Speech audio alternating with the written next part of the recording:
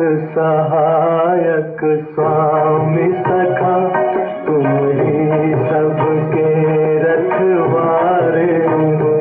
जिसका कोई आधार नहीं, उसके तुम एक सहारे हो।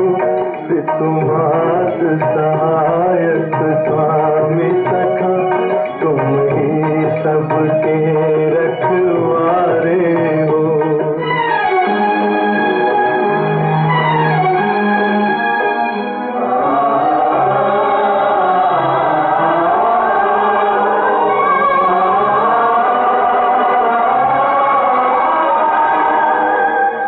तेरी लीला अपरंपार प्रभु, तेरी महिमा सबसे न्यारी है।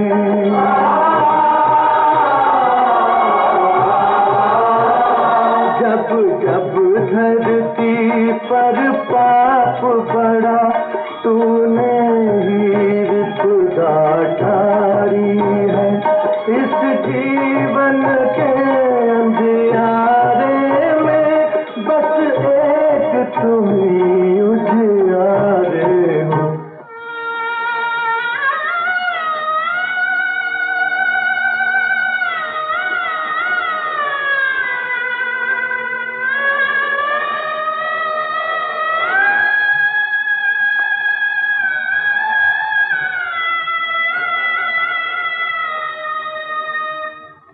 एक नाम तेरा ही सच्चा है, बाकी सब झूठी माया है।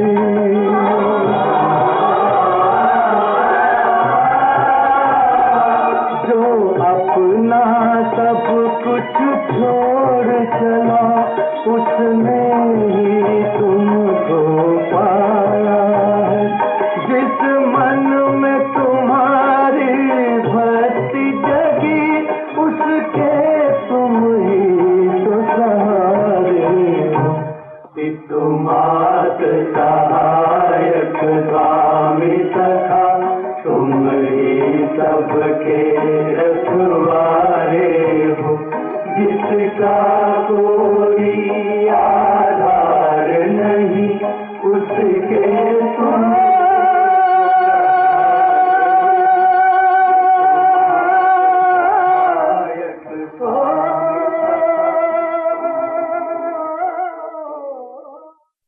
ओम शांति 5/5/2025 प्रातः मुरली। ओम शांति। बाप दादा मधुबन। बाबा आज कह रहे हैं, मीठे बच्चे, सदा इसी नशे में रहो कि हम संगमयुगी ब्राह्मण हैं। हम जानते हैं जिस बाबा को सब पुकार रहे हैं वो हमारे सम्मुख है। मीठे बच्चे, सदा इसी नशे में रहो कि हम संगमयुगी ब्राह्मण हैं। हम जानते हैं जिस बाबा को सब पुकार रहे हैं वो हमारे सम्मुख है। प्रश्न: जिन बच्चों का बुद्धि योग ठीक होगा उन्हें कौन सा साक्षात्कार होता रहेगा? उत्तर: सतयुगी नई राजधानी में क्या क्या होगा, कैसे हम स्कूल में पढ़ेंगे, फिर राज्य चलाएंगे, ये सब साक्षात्कार जैसे जैसे नज़दीक आते जाएंगे होता रहेगा। परंतु जिनका बुद्धि योग ठीक है, जो अपने शांति धाम और सुख धाम को याद करते हैं, धंधा धोरी करते भी एक बाप की याद में रहते हैं, उन्हें ही ये सब साक्षात्कार होंगे। गीत। ओम नमो शिवाय। ओम शांति। भक्ति मार्ग में और जो भी सत्संग होते हैं उनमें तो सब गए होंगे। वहाँ या तो कहेंगे बोलो सब वाह गुरु, या राम का नाम बताएंगे। यहाँ बच्चों को कुछ कहने की भी ज़रूरत नहीं रहती, एक ही बार कह दिया है, घड़ी घड़ी कहने की दरकार नहीं। बाप भी एक है, उनका कहना भी एक है। क्या कहते हैं?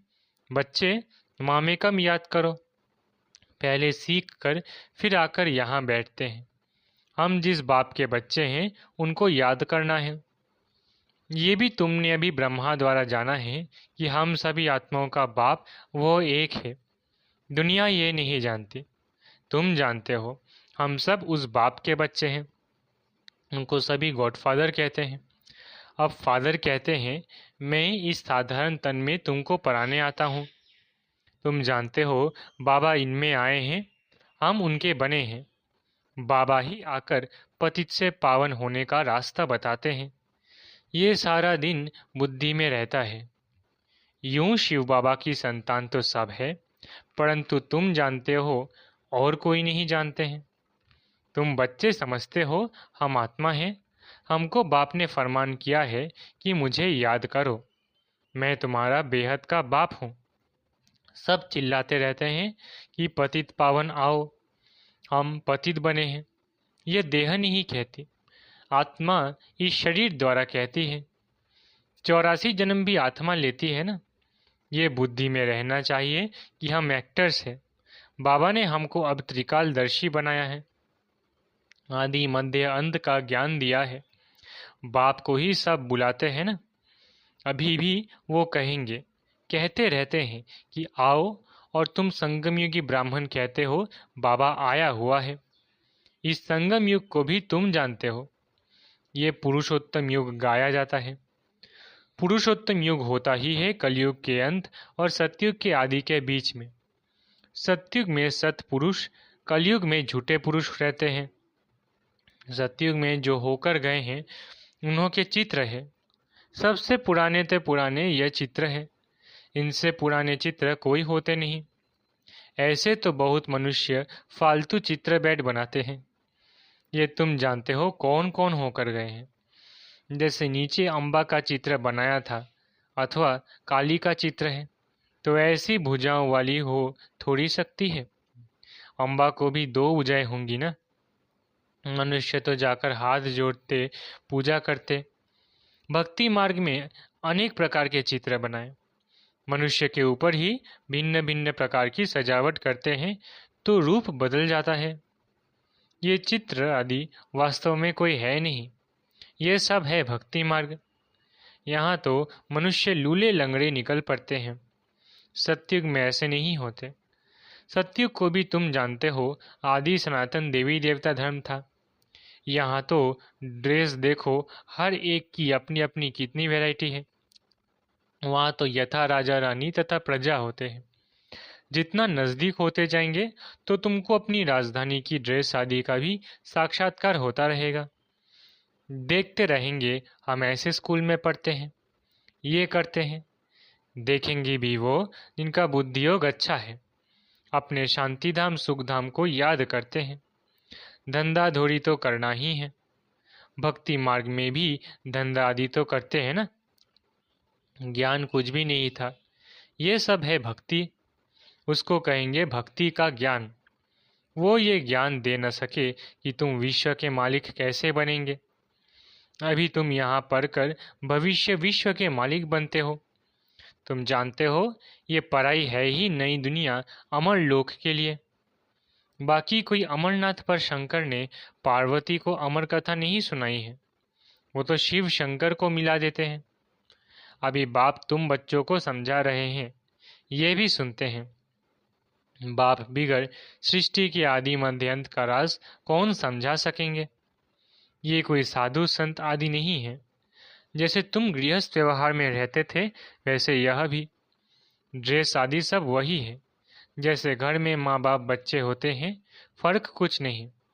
बाप इस रथ पर सवार हो आते हैं बच्चों के पास। ये भाग्यशाली रथ गाया जाता है। कभी बैल पर सवारी दिखाते हैं। मनुष्यों ने उल्टा समझ लिया है। मंदिर में कभी बैल हो सकता है क्या? श्री कृष्ण तो है प्रिंस, वो ठहरे ही बैल पर बैठेंगे। भक्ति मार्ग में मनुष्य बहुत मुंझे हुए हैं। मनुष्य को है भक्ति मार्ग का नशा, तुमको है ज्ञान मार्ग का नशा। तुम कहते हो इस संगम पर बाबा हमको पढ़ा रहे हैं। तुम हो इस दुनिया में, परंतु बुद्धि से जानते हो हम ब्राह्मण संगम युग पर हैं। बाकी सब मनुष्य कलयुग में है। ये अनुभव की बातें हैं। बुद्धि कहती है हम कलयुग से अब निकल आए हैं, बाबा आया हुआ है, ये पुरानी दुनिया ही बदलने वाली है। ये तुम्हारी बुद्धि में है और कोई नहीं जानते। भले एक ही घर में रहने वाले हैं, एक ही परिवार के हैं, उसमें भी बाप कहेगा हम संगम युगी है, बच्चा कहेगा नहीं हम कलयुग में है। वंडर है ना। बच्चे जानते हैं हमारी पढ़ाई पूरी होगी तो विनाश होगा, विनाश होना ज़रूरी है। तुम्हारे में भी कोई जानते हैं अगर ये समझे दुनिया विनाश होनी है तो नई दुनिया के लिए तैयारी में लग जाए, बैगेज तैयार कर ले। बाकी थोड़ा समय है, बाबा के तो बन जाए। भूख मरेंगे तो भी पहले बाबा फिर बच्चे। ये तो बाबा का भंडारा है, तुम शिव बाबा के भंडारे से खाते हो। ब्राह्मण भोजन बनाते हैं इसलिए ब्रह्मा भोजन कहा जाता है। जो पवित्र ब्राह्मण हैं याद में रहकर बनाते हैं, सिवाय ब्राह्मणों के शिव बाबा की याद में कोई रह नहीं सकते।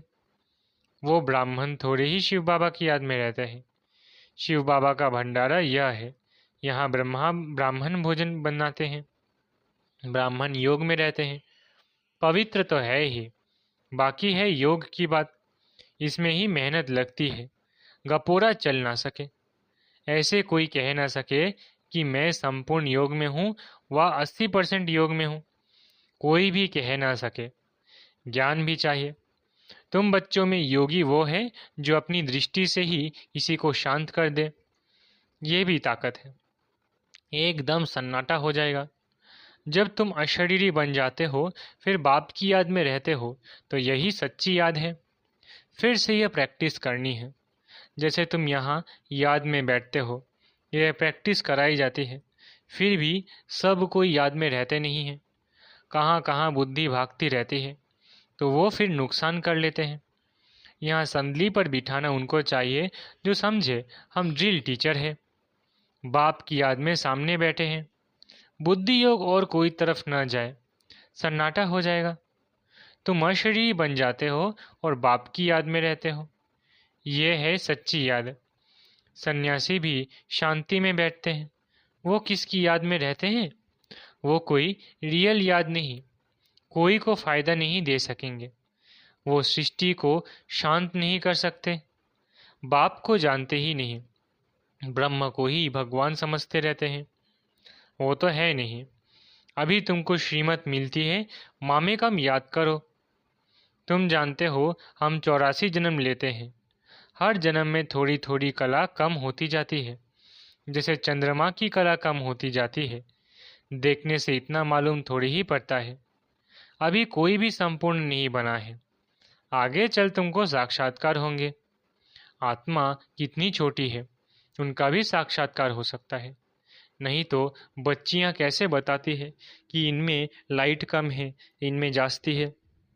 दिव्य दृष्टि से ही आत्मा को देखती है। ये भी ड्रामा में नूंद है। मेरे हाथ में कुछ नहीं है, ड्रामा मुझसे कराते हैं। ये सब ड्रामा अनुसार चलता रहता है। भोग आदि ये सब ड्रामा में नूंद है। सेकंड बाय सेकंड एक्ट होता है। अभी बाप शिक्षा देते हैं कि पावन कैसे बनना है, बाप को याद करना है। कितनी छोटी आत्मा है जो पतित बनी है फिर पावन बननी है। वंडरफुल बात है ना। कुदरत कहते हैं ना, बाप से तुम सब कुदरती बातें सुनते हो। सबसे कुदरती बात है आत्मा और परमात्मा की, जो कोई नहीं जानते। ऋषि मुनि आदि कोई भी नहीं जानते। इतनी छोटी आत्मा ही पत्थर बुद्धि फिर पारस बुद्धि बनती है। बुद्धि में यही चिंतन चलता रहे कि हम आत्मा पत्थर बुद्धि बनी थी, अब फिर बाप को याद कर पारस बुद्धि बन रही है। लौकिक रीति तो बाप भी बड़ा फिर टीचर गुरु भी बड़े मिलते हैं। ये तो एक ही बिंदी बाप भी है, टीचर भी है, गुरु भी है। सारा कल देहधारी को याद किया है। अब बाप कहते हैं मामे कम याद करो। तुम्हारी बुद्धि को कितना महीन बनाते हैं। विश्व का मालिक बनना कोई कम बात है क्या? ये भी कोई ख्याल नहीं करते कि ये लक्ष्मी नारायण सत्युग के मालिक कैसे बने। तुम भी नंबरवार पुरुषार्थ अनुसार जानते हो। नया कोई इन बातों को समझ ना सके। पहले मोटे रूप से समझा, फिर महीनता से समझाया जाता है। बाप है बिंदी, वो फिर इतना बड़ा बड़ा लिंग रूप बना देते हैं। मनुष्यों के भी बहुत बड़े बड़े चित्र बनाते हैं, परंतु ऐसे नहीं है। मनुष्यों के शरीर तो यही होते हैं। भक्ति मार्ग में क्या क्या बेड बनाया है। मनुष्य कितना मूंझे हुए हैं। बाप कहते हैं जो पास्ट हो गया वो फिर होगा। अभी तुम बाप को की श्रीमत पर चलो। इनको भी बाबा ने श्रीमत दी, साक्षात्कार कराया ना। तुमको हम बादशाही देता हूँ, अभी सर्विस में लग जाओ, अपना वर्षा लेने का पुरुषार्थ करो। ये सब छोड़ दो तो ये भी निमित्त बना। सब तो ऐसे निमित्त नहीं बनते हैं। जिनको नशा चढ़ा तो आकर बैठ गए। हमको तो राजाई मिलती है, फिर ये पाई पैसे क्या करेंगे। तो अब बाप बच्चों को पुरुषार्थ कराते हैं। राजधानी स्थापन हो रही है। कहते भी हैं हम लक्ष्मी नारायण से कम नहीं बनेंगे। तो श्रीमत पर चलकर दिखाओ, चूं चां मत करो। बाबा ने थोड़ी ही कहा बाल बच्चों का क्या हाल होगा। एक्सीडेंट में अचानक कोई मर जाते हैं तो कोई भूखा रहता है क्या। कोई न कोई मित्र संबंधी आदि देते हैं खाने के लिए। यहाँ देखो बाबा पुरानी झोपड़ी में रहते हैं, तुम बच्चे आकर महलों में रहते हो। बाप कहेंगे बच्चे अच्छी रीति खाए पिए, जो कुछ भी नहीं ले आए हैं उनको भी सब कुछ अच्छी रीति मिलता है। इस बाबा से भी अच्छी रीति रहते हैं। शिव बाबा कहते हैं हम तो है ही रमता योगी, कोई का भी कल्याण करने जा सकता हूँ। जो ज्ञानी बच्चे हैं वो कभी साक्षात्कार आदि की बातों में खुश नहीं होंगे, सिवाय योग के और कुछ भी नहीं। इन साक्षात्कार की बातों में खुश नहीं होना। अच्छा, मीठे मीठे सिकिलधे बच्चों प्रति माता पिता बाप दादा का याद प्यारा गुड मॉर्निंग। रूहानी बाप की रूहानी बच्चों को नमस्ते। हम रूहानी बच्चों की रूहानी माता पिता बाप दादा को याद प्यार गुड मॉर्निंग और नमस्ते। धारणा के लिए मुख्य सार।